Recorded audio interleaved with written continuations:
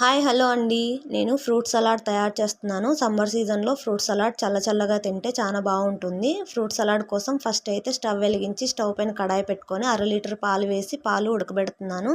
పాలు ఉడికేలోపు మా ఇంట్లో ఉన్న ఫ్రూట్స్ అన్నీ కట్ చేసి పెట్టాను. మా ఇంట్లో అయితే బొప్పాయి, కర్బూజా, ద్రాక్ష ఉన్నాయి. అవే కట్ చేసి పెట్టాను. ఆ తర్వాత ఒక కప్పులో 2 స్పూన్లు కస్టర్డ్ పౌడరు, కొంచెం పచ్చిపాలు వేసి బాగా ఉండలు లేకుండా కలిపి పక్కన పెట్టుకున్నాను.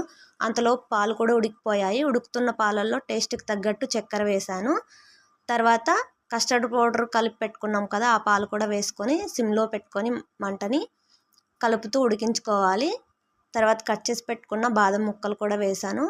బాదం ముక్కలు వేసిన తర్వాత స్టవ్ ఆపేసుకొని పాలు చల్లారబెట్టుకోవాలి. చల్లారిన తర్వాత ఒక గిన్నెలో పాలు వేసుకొని